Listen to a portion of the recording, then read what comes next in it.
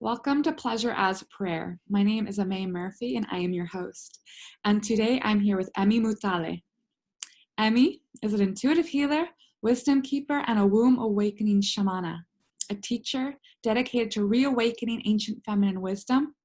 She facilitates deeply transformational healing processes for women of all ages around the world, holding a safe, protected, and non-judgmental space for the emergence of authentic connection, profound knowing, and inner power. She also hosts a podcast called Sacred Feminine Power, which introduces the voices of soul sisters and brothers dedicated to the path of divine feminine and stepping into their sacred feminine power in their unique ways all around the world.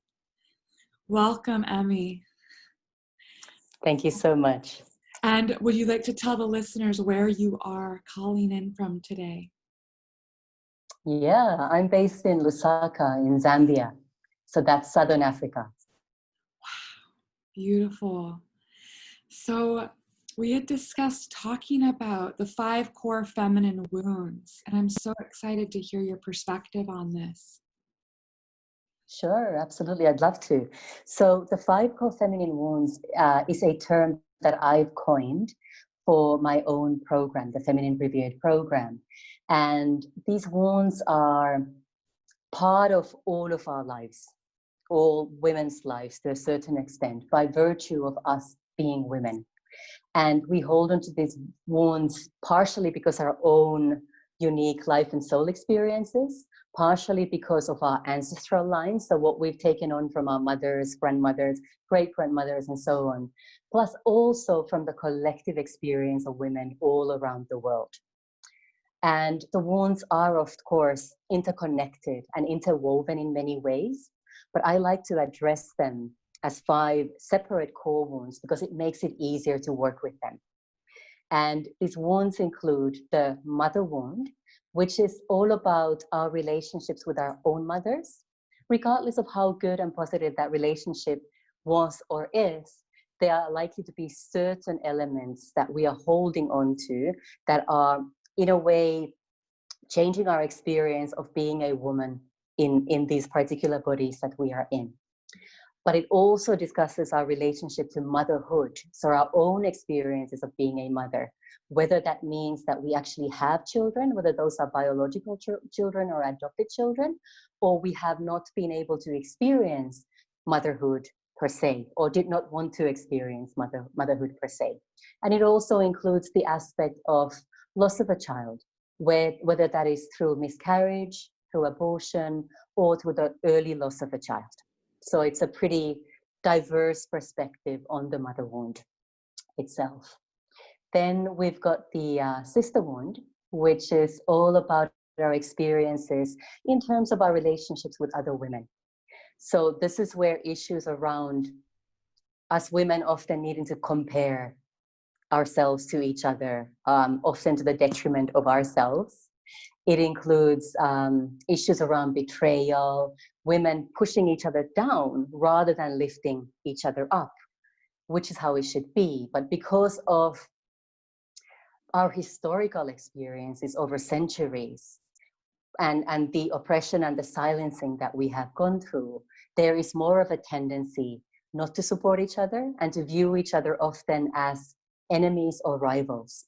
It harks all the way back to the witch hunts, all the way back to ancient Egypt, where the Amun priesthood would come in and really start to downplay the role of women and so on. And I see it as a cyclical process over time, where there's a power play between the patriarchy and the more feminine way of approaching the world. Then we've got the body wound, which is again about our relationships with our own bodies. So how do we treat our bodies? How do we talk to our bodies?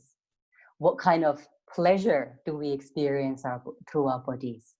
Or is our relationship with our bodies a very blocked one? Are we ashamed of our bodies? And on a larger scale, it also looks at the historical aspect of how women have been made to view our bodies. So it really talks about how we have been made to not trust our bodies. And a really good example of that would be processes of pregnancy and childbirth.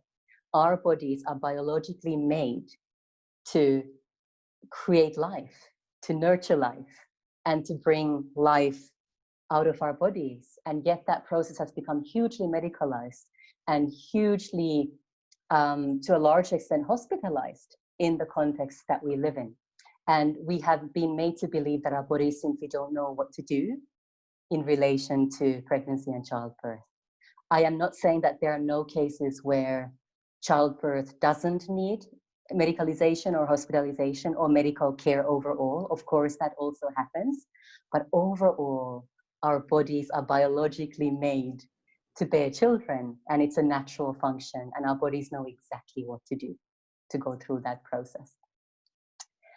The menstruation wound is the fourth wound, and this is really about our experiences with our moon time, with our monthly cycles.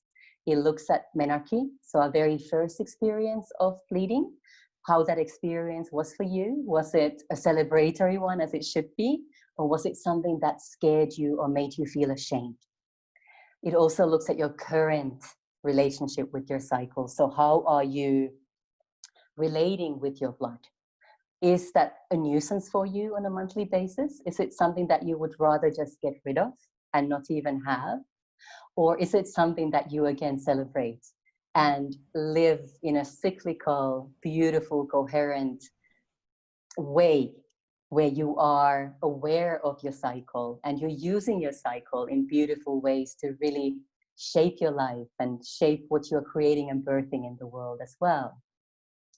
And finally, this is a bit of a mouthful, but finally the fifth wound is the womb wound. So this is perhaps the least known one out of these wounds, and it really centers around our womb spaces. The womb is a sacred cauldron within our bodies, and it contains the potential for enormous healing. It contains enormous ancient wisdom, and it is a portal into other dimensions once we learn to work with it consciously. For most of us, that connection has been to a large extent lost because we live in a context where we don't really talk about the more spiritual or the energetic or the magical powers of our wombs. We see them as biological features in our bodies. And even in my own case, I had already had 2 children by the time I started working more consciously with womb awakening practices and connecting with my womb space in a very concrete, conscious way. And once I started to do that, it was like a whole new world opened up for me. And I realized how disconnected, how distant I had been from my womb space most of my life. So working with these core wounds allows you to really address some really important core issues that all of us women are facing in certain ways in our lives. And when we start to unravel those wounds, when we start to heal them, and when we start to discover the gifts and the treasures in them, that is when the really deep healing starts to happen for us. And so many doors and so many portals open for us as well. Beautiful. Thank you so much for offering that work. I'm so curious what that looks like inside of your program, Feminine Revered, as women journey through processing these different wounds, and how does that flow inside of your program? Thank you for that question. So when I work with women in this program, everything is always uniquely tailored to my clients' life and soul experiences.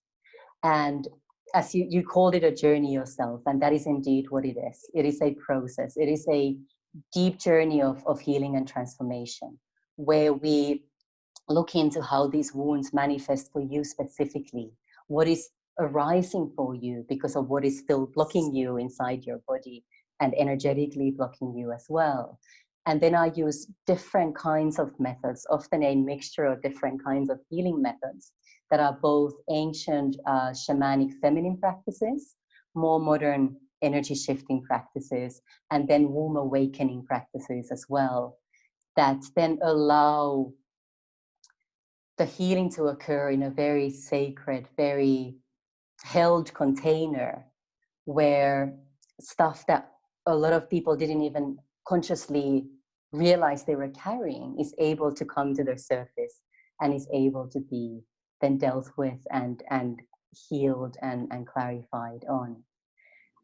There's, of course, also, in addition to the one-on-one work, healing work that I do with my clients, there's also an aspect or element of my clients working independently as part of this journey. So I would provide materials, both written, audio, and video materials, which could include guided journeys, meditations, reading material, reflection or journaling exercises, or more ritualistic practices where you would, for example, work with the moon cycles or work with Mother Earth in different ways to really start to ground more and more into your body and to open up into channels of pleasure inside your body and really just allowing for this embodiment of you as you have always been to arise and emerge. So I'm really guiding women to remember who they've always been and to tap into that ancient feminine wisdom inside themselves. And once we have healed those woundings that for many women are really big blocks in terms of being able to move to the next stage in their lives or being able to really be who they're meant to be in this lifetime, that's when I start to see women stepping into their power. I call it their sacred feminine power. That again then opens up portals, opens up doors, and opens up opportunities to abundance, to better relationships, to much deeper self-love for yourself. And of course, much more yummy experiences also in terms of sexuality and pleasure overall. Pleasure doesn't necessarily relate to sexuality alone. It is about enjoying the moment, being there present in the moment, and allowing every moment to be a prayer or an act of pleasure. Beautiful. Well, I felt like so many different questions pop up for me, but one of them, when you talk about the shamanic work that you do, how long have you lived in Africa? I've been in and out of this continent since 2001. So Oh, altogether for about 15, 16 years now.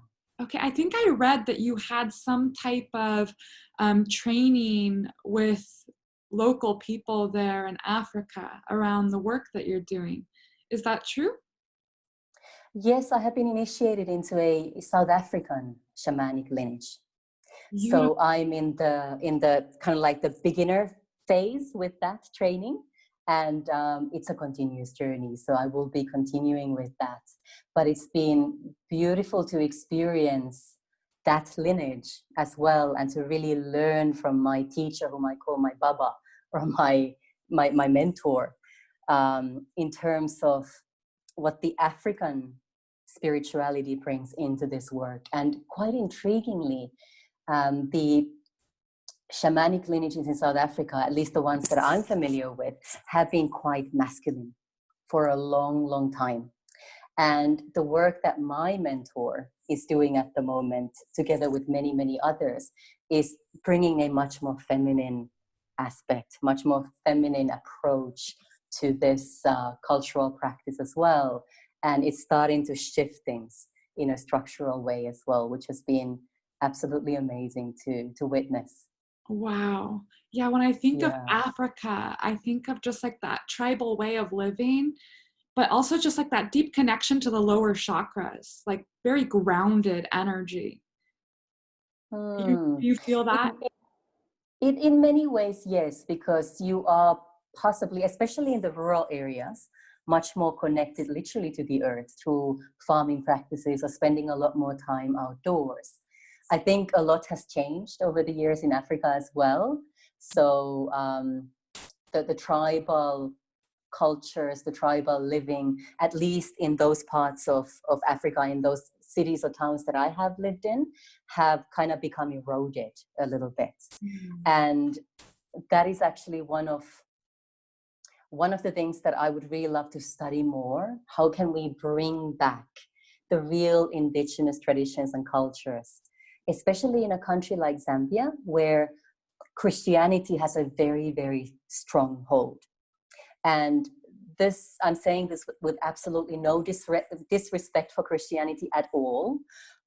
But at the same time, when your practice of Christianity is a very narrow-minded one that pushes a lot of things out because it doesn't accept them, then you have a challenge in terms of being able to see things from various different perspectives and being able to open up to new information coming in. And that, unfortunately, is what I'm seeing quite a lot, especially here in Zambia. And that is why I have such a strong wish for some people, especially some women, to really rise up and to start bringing in that beautiful feminine knowledge and wisdom that I know exists here as well. And it's in people's cellular memory if it's not in their immediate conscious awareness. Beautiful. Thank you for doing that important work and being there to support that unfolding. Something that we had discussed was supporting people with grounding into the body to reclaim inner wisdom. Why do you feel that is so important? Oh, it's super important, especially at the moment. Number one, when we ground into our bodies, into our temples, we are able to be much more present in each moment. And we are able to experience life very differently than if we are not approaching everything from a grounded perspective. At the moment, with all the craziness happening all around the world, it's also very, very important to keep grounding, spending time barefooted on Mother Earth, on soil or grass or sand or in water. Or if you don't have access to that for whatever reason, then doing meditations or visualizations where you are energetically connecting with Mother Earth so that you are not swept away into all the collective fear and panic and craziness that is happening at the moment. And you are able to more easily and more smoothly find your inner knowing and your inner truth, because that is where you need to be standing, in your inner knowing. Also, with the massive energetic shifts that are taking place on our planet and in the universe overall, in terms of shifting from a 3D consciousness into a 4D and 5D consciousness, we could also talk about unity consciousness here.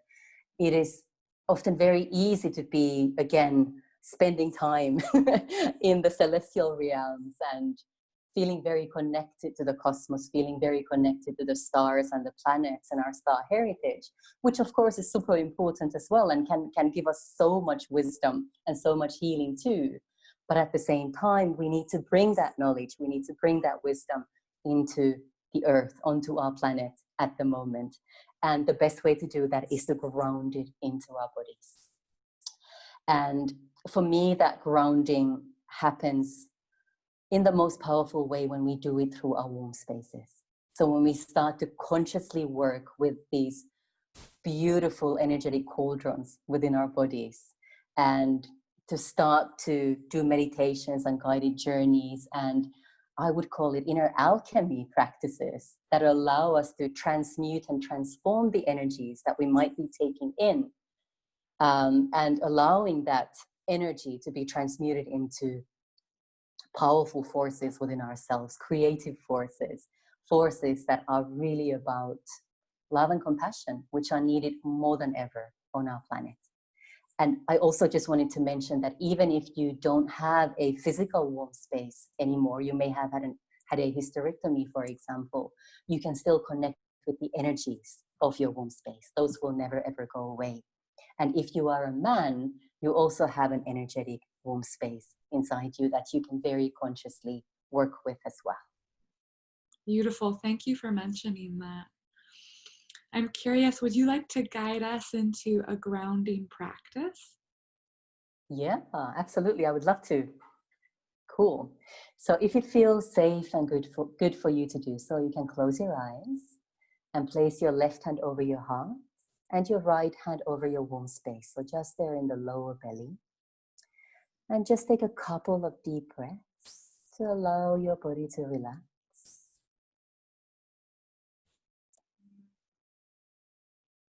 And as you're breathing out, you might even want to let out a sigh of release.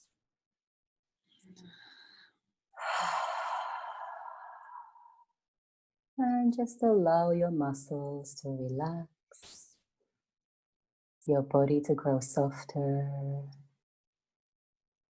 Know that in this moment you are safe and you are your biggest priority. And as you keep breathing slowly in and out, start to bring your awareness into your womb space, into this beautiful, velvety, dark cauldron deep inside your lower belly. Just allow your awareness to drop inside your womb space and start to feel into the energies of your womb. How does it feel? How are your energies inside your womb space today?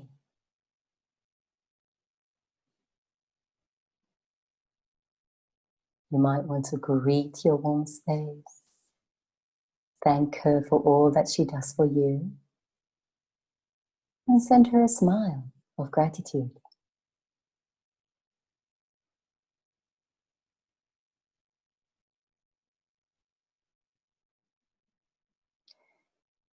And now imagine this beautiful column of golden light start to form inside your womb space and start to expand downwards towards Mother Earth. Allow this golden column of light to keep expanding and expanding deeper and deeper into Mother Earth, all the way down to the very center of the earth. And as you get to the center of Mother Earth, you see a beautiful quartz crystal pulsating with the most healing, beautiful energy. And as your column of light from your womb space reaches the quartz crystal deep inside Mother Earth, you can feel Mother Earth's energy start to mingle with yours. And as you breathe, you start to bring up that energy from Mother Earth up through your column of golden light, all the way up to your own womb space. As you breathe in, feel that energy flowing into you. Feel Mother Earth's energy inside your womb space, clearing, cleansing, allowing you to let go of all that no longer serves you. And filling your womb space with nourishing, nurturing, healing energies.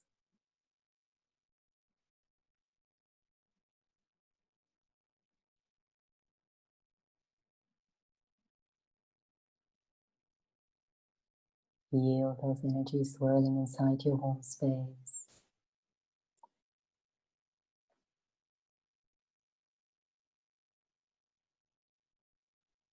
And just feel into the energy inside your womb. What is shifting? What is changing? As you form this powerful connection to Mother Earth from your own portal of power.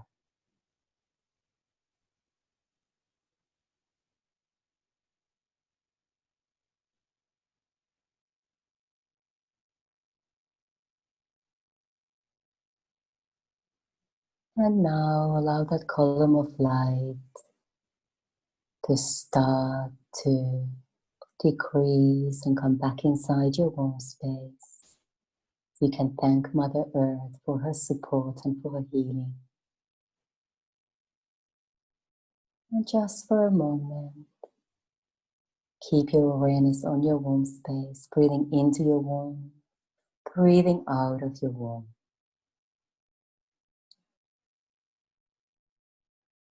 Breathing in love, breathing out gratitude, breathing in light, breathing out love.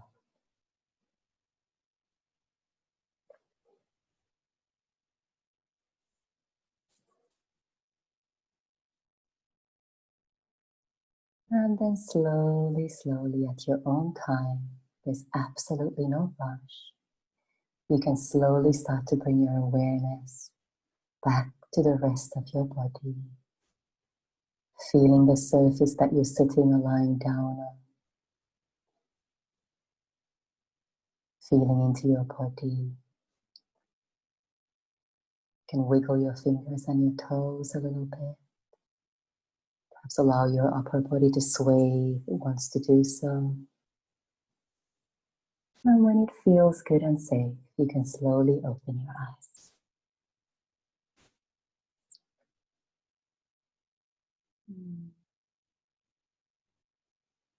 Welcome back. Thank you. Thank you. Oh, that was really lovely. So, Thank Aimee, you are offering the listeners a free gift. Would you like to talk about that? Yeah, sure. So the free gift is a womb clearing meditation. It's a brief meditation on purpose so that it can be done any time of the day and pretty much anywhere you are. And it's really intended to help you to come back into alignment if you are feeling off, if you're feeling anxious, if you're feeling stressed or worried or fearful for some reason. And as you listen to the meditation, it really helps you through your womb space to come back into a more centered and balanced state. Beautiful. Thank you so much, Aimee, for being a part of Pleasure as Prayer. It's such a delight to Thank you connect so with much. you, to learn about what you're doing, and just weaving these threads with other people from around the world has been so rewarding. Thank you so much. It's been such a blessing to be part of this.